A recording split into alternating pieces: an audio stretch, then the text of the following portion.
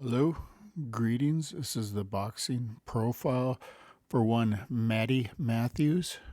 He's number 57 on this list of pioneer fighters. He was born June 13th, 1873, and he is one of the very first, if not the first, Brooklyn fighter. He fought out of New York, where he did what a lot of New Yorkers did at the time and build ships. And he got started at a very young age in the gym at just the age of 19. And this is Matty Mathews' bio. Matty Mathews started very young with the help of Charlie White, a boxing referee. At the age of 19 is when he started. And he quit relatively early in his mid 30s, as a lot of these early pioneer fighters, their peak of their career usually ended around the age of 27 years old. So mid 30s would be considerably past their prime at that time and frame. So his fighting style would be described as defensive.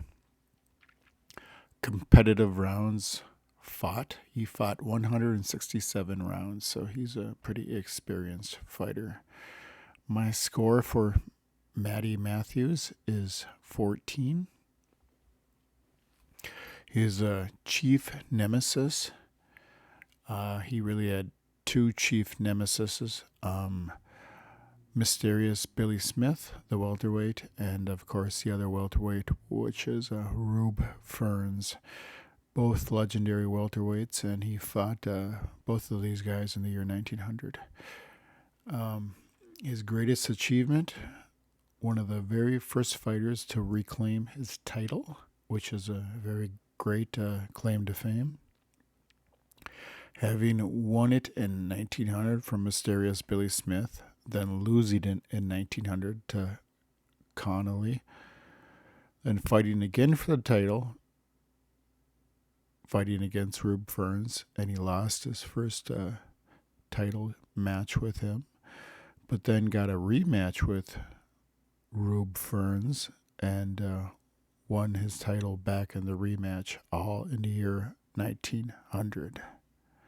So as was the beginning of the great welterweights of the 1900s. You had a trio there of Matty Mathews, Mysterious Billy Smith, and Rube Ferns. They were all very competitive in the beginning of the century of 1900. Simulation. Matty was competitive and durable in simulations. He was able to fight and win against a lot of the fighters around him in the list here. His best simulation wins included a win over Jack Dempsey Leopold, George Byers, the black fighter, Bobby Dobbs, who he was able to beat in real life too, Rube Ferns, and including a win over Jack Blackburn and a win over George Cole. So that would be the highest ceiling of potential likelihood for Matty Mathews. Some of those would be a level up. The Jack Blackburn win would be considered a level up. His biggest misses, perhaps his biggest miss is not fighting Kid McCoy, who was just a year younger, as McCoy would have been right around the same weight and severely higher in class, and it would have been a fantabulous feat had Matty Mathews been able to beat Kid McCoy. The newspaper depiction of Matty Mathews, he was always called the Brooklyn Boy in a lot of the articles because he was from Brooklyn and he's one of the first Brooklyn fighters. He was a clever counterpuncher with great durability, was how he was described in the newspapers frequently. So Next would be his level ups. Matty Mathews really didn't have any level ups in his career. He fought fighters that were just right around his ability range and really didn't venture out of his ability range because he was just narrowly winning those fights. So I think he knew his true capability. So now we're going to go into his fights of his competitive rounds and go through those the major fights of his career here.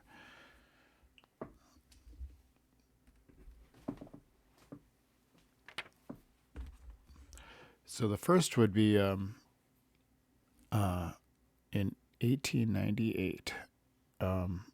Matty Mathews started when he was 19 years old, and in 1898 he was about 25 years old and just about ready to start hitting his prime here. As I said, 27 would be about the end date, so 25 is certainly peak boxer.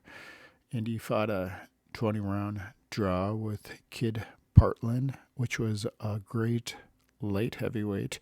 As a lot of these light heavyweights were trying to challenge beginning welterweights, and Matty Mathews was a weight class above, and he kind of struggled in the fight with Partland.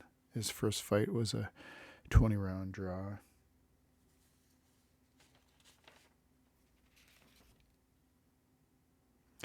Matty entered the bout with his arm hurt. His forearm was blistered and swollen, as reported before the fight even started. This happened on June 19th, 1898. His fight with Kid Partland, who really isn't ranked on here. He's outside of the top 60 because he's a light heavyweight, or lightweight, which is none of the lightweights are ranked. So in the 17th round, Kid Partland's elbow hit Matty in the right eye, cutting it badly as he continued to bleed through the rest of the fight. Round 19, Matty's face was covered in blood with repeated jabs from Kid Partland. In round 20, Kid Partland used his shoulder at close quarters and made the crowd hiss as an ugly fight came to a close, and it was declared a 20-round draw against Kid Partland. Matty probably likely lost that bout, so he doesn't earn any points for it. But that was the beginning of Matty Mathews' career, as he's about ready to start taking on some very good welterweights in the time frame, as he was born in a perfect time when he's right around the peak of some of the greatest pioneer welterweights of all time here to start the career. And his next match of note was in 1898, the same year as Kid Partland. He's 25 years old, Matty Mathews is, and he's fighting the slightly older, mysterious Billy Smith. And this is their very first fight. Matty Mathews would take the title from mysterious Billy Smith, but this was not a title bout. This was their very first meeting, and this was probably far better than I think maybe their championship one, but it was pretty comparable. And it was a time in a boxing history, 1898, when they're still doing a 25-round bouts. This was a 25-round loss to mysterious Billy Smith, and we're going to go over some of the notes here. Now, this bout took place on August 25th, 1898. And in the summer of 1898, some of the newspapers described Matty as injuring his left arm some time ago. The forearm was very swollen in the McPartland match, and also described as breaking his hand. So he was kind of on the mend from his previous fights when he just previous month before this fight here. So the First 15 rounds were very fast against mysterious Billy Smith. Smith was faster, more aggressive, and the harder hitter.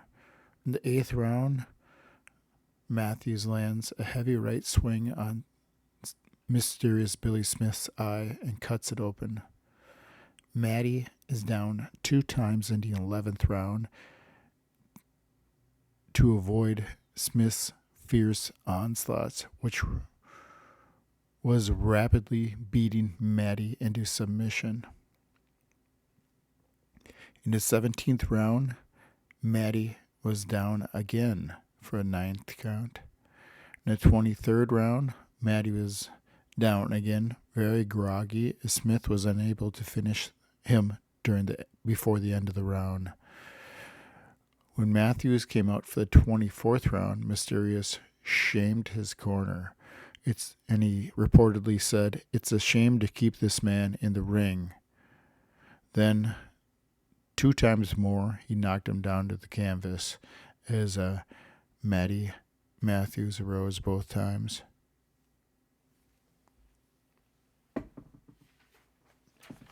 In the 25th round, Mathews asked Smith not to knock him out, as he, I think, sent him down one time during the last round too, but Mathews finished the bout, and the fight was declared a 25-round loss to Mysterious Billy Smith, as Smith was far the aggressor and just pounded Mathews into bloody submission during this fight. Okay, Mathews' next fight of note took place about a year later, September 1899, against boxer Bobby Dobbs, who also has a profile. This is the famous fight where Dobbs called referee George Seiler blind, as he got disqualified and was very bitter at the referee for disqualifying him.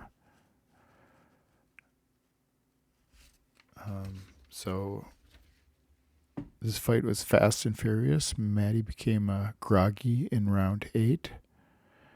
Dobbs jammed his elbow into the throat and was disqualified. This was in the 25th and last round that Dobbs got disqualified. Dobbs was described as being decidedly stronger man, but Mathews was far more clever. Mathews had much of the best of the fight on points. Dobbs came out of the last round and acted like a demon to try and offset the big lead that Matty Mathews had against him, and became frustrated as he sort of held Mathews' hand and then took his elbow and jammed it into the throat with his other arm as the referee jumped in and disqualified him. And then Dobbs complained in the paper a few weeks later that the referee was blind and couldn't see what was happening. So he was very bitter at getting disqualified to Mathews, but Mathews definitely had a win here over Dobbs. And he got 3 points for that. So just 2 months later, in December of 1899, Matty Mathews is going to fight the very much younger Kid Carter. Matty Mathews is 26 years old, and Kid Carter is only 19. The notes here. At several stages in the fight, the Kid had Matty going and groggy. Mathews had the advantage early, but towards the end, Carter even matters up. The crowd seemed to think that the bout should have been a draw and manifested its disapproval vigorously. Several stages of the contest, the Kid had Matty going. and the official verdict was a 20-round win over Kid Carter, but this most likely should have been a draw, as I think Matty Mathews was getting maybe a gift decision in his hometown in New York there against Kid Carter.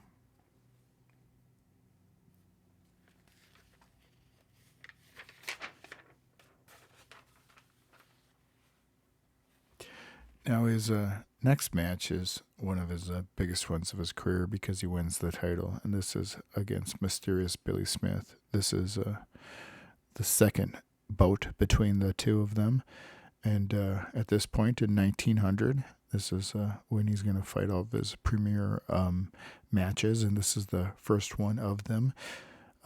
Matty Mathews is 26 years old, and Mysterious Billy Smith is 29 years old, probably just slightly past his prime, as he was in the dead of his prime when he met him 2 years earlier.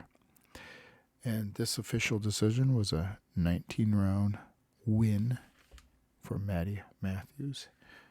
And we're going to go over the notes here. This is what the newspapers described. The New Yorker solved the Hillebrand unsolvable mystery with a right-hand punch on the jaw in the 19th round, sending Smith to the land of dreams. The fight was fast all the way.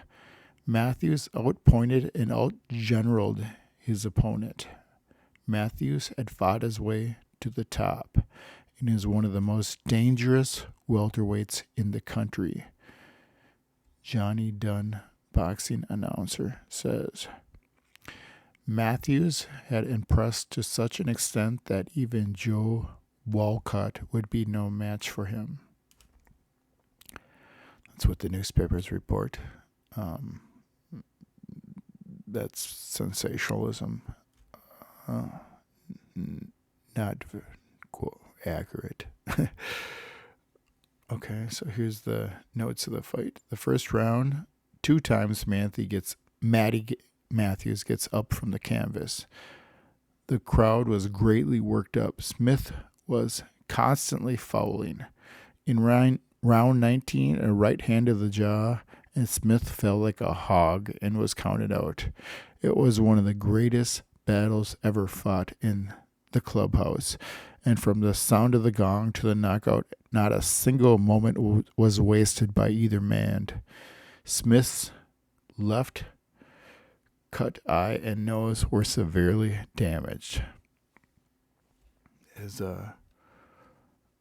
Matty Mathews would get his revenge, beating Mysterious Billy Smith, and this was their last bout, as he certainly got payback for Mysterious Billy Smith trying to knock him out in the last round of their previous fight when he asked him not to knock him out. But Mysterious did his darndest to try and knock him out. And this was Matty Mathews' revenge, and it was pretty sweet revenge as he took the title from Mysterious Billy Smith. Now, Mathews would go on to lose the following month to Ed Conley, who it does not appear on the top. He's outside of the top 60, and it was a pretty bad loss by Mathews as he floundered away his title pretty rapidly. At that point, then, Rube Ferns beat Conley, and Rube Ferns became the champion. So there was a new guy into the mix here that Matty Mathews had not fought yet. And the first bout with Rube Ferns took place just all in the same summer here. So this is 8/30 of 1900. Rube Ferns fight number 1. With Mathews trying to regain his title and Rube Ferns as the champion. Both of these are similar in age. They're both 27, right in the heart of their prime. As they're going to take on a 6-fight series, and this is the first.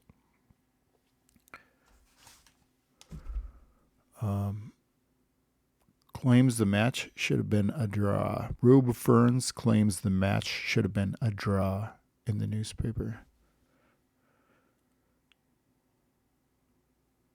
No, sorry. Mathews claims the match should have been a draw in the newspapers.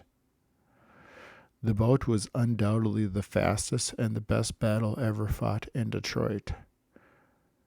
No knockdowns, but Ferns brought Marty to his knees in the 4th round on a slip. In the 6th round, there was vicious infighting. Mathews smashed Ferns so hard he staggered back, slipped, and went through the ropes. Again, not counted a knockdown, even though he fell to the ropes. 11th round, blood flowing from Ferns' nose. The 12th round, Matthew was staggered. A right cut on Ferns' eyes affected his vision.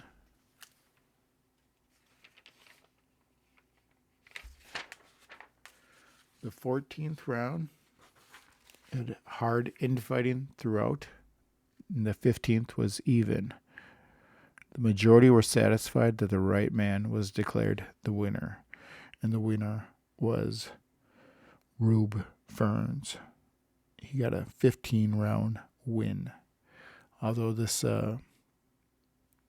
fight was most likely a draw, so I gave Mathews 1 point for that. Mathews is described in the newspaper as being electrifyingly anxious. Okay, so the next bout took place on October 16th, 1900. This is Rube Ferns number 2. Ferns was badly hurt his right shoulder 2 weeks ago and had blood poisoning in it. 3 open sores were visible before the fight. The fight was a much slower pace and should have been a draw at the least. But Rube Ferns number 2 was a 15-round win by Mathews as he regained his title. In the newspapers, you see describe this as it should have been a draw at the very least, and Ferns was greatly inhibited before the fight with numerous problems in his shoulders and blood poisoning. So this was Matty Mathews' claim to fame as he regained the title. So in spring of the next year, we're going to have the third battle as we figure out who exactly is better of these two. And this took place in May 1901. Rube Ferns number 3. Hammered by Mathews for 10 rounds. Ferns was awkward and confident. Mathews was described as electrifyingly anxious. This is the first time Mathews was knocked out in 90 fights. Mathews is a Polish boxer and Ferns is awkward. Sorry, that's probably a Polish boxer. Mathews is a Polish boxer and Ferns is awkward. Mathews was lightning on his feet. Mathews, down in the 10th round, sprang up quickly, but very weak. Ferns with a cross in the center of the ring. Mathews went to the canvas completely out. Ferns expressed his willingness to give Mathews another fight, and he had delivered a great deal of punishment to Ferns and was ahead on scorecards when he got knocked out by Rube Ferns. This was Rube Ferns number 3 and was a 10-round loss by KO by Mathews. He lost the bout to Ferns. So let's see here. The next match takes place in 1902, the following year. So that was in October, and this looks like 12/22/1902. of 1902. Rube Ferns, number 4.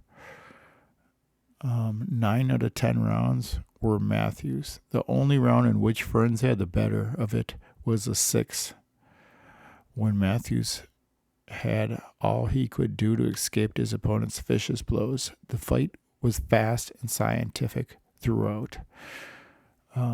This was Rube Ferns, number 4, and it was a 10-round win for Matty Mathews, as he again upstaged Ferns and got the second legitimate win against him. Let's see. The Rube Ferns, number 5, 4/28/1903. This is about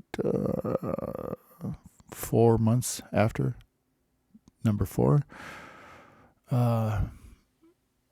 Mathews falls and injures his legs tendons, unable to continue. A long, wicked fight is what it is described as. The fight was slow in the beginning and wicked after the 5th. Matty got Rubes in the corner and for a few seconds looked as if he would end the fight. In the 7th round, after a clinch, Ferns landed a left and over-toppled Marty. After a hard struggle to regain his feet, Ferns dropped him again with the left hand. Again, Matty arose on the 9 count, groggy. Matty got sent through the ropes by Ferns, and the bell sounded, and Matty was helped into the ring at the end of the 7th round. The following round, Ferns beat Matty Mathews around the ring. And that was the very end of the fight. 19th round loss by TKO is the corner threw in the towel, and that was a very hard loss for Matty Mathews, as these fighters are just going back and forth in ability here, as one wins one and then another one wins one. And the final, that was pretty definitive that Rubes was the better at the time there. In the final match, the Rube Ferns number 6 took place quite a bit later in 1906. This is at the very end of their careers. They just do one last swan song to see what happens. Rube Ferns number 6. Ferns whipped Matty for 9 rounds, but until the knockout, it was fast and evenly fought. Matty was fast and clever. Ferns was boring, as constantly taking 2 wallopes to land one. A heavy left in the pit of Matty's stomach, followed it with a flash right across the jaw, heavy enough to fall an ox. Mathews was out for 5 minutes. He woke up and talked about quitting boxing, as he had seen God, as he was severely knocked out there, and that was the end of it for him, as Matty Mathews quit in the age of 32. I think he may have had one final bout after that, but it's more of an exhibition than a fighting match. So Rube Ferns brought the end to Matty Mathews, and that was the end of his career. Mathews was a very good fighter. He fought 177 rounds, and he was very experienced, although he did not have a lot of fights with a lot of different opponents. He only fought about 4 or 5 of these main opponents, and then a few light weights on there which tried to fight him. So he was very scientific, very dazzling, very fast fighter, and extremely durable, as you can see in almost all the fights. He would continually get up from a knockdown, and it took a multitude of 6 to 7 times to try and get the end of him, as he would continually get up. Very much in common with Dick O'Brien in that respect, and we're going to hear more about Dick O'Brien in the near future here, as he displayed the same pattern as Matty Mathews, is able to rise from the canvas repeatedly and sometimes even swing the fight back in their momentum. So this is a fabulous trait to have, and that's one of the reasons what got him into the top 60 of the Pioneer fighters, as he was durable enough to overcome knockdowns and even win fights. And that was the boxing profile for Matty Mathews. He's 5'7.5", a welterweight, and most of his fights are around 150 pounds. Thank you.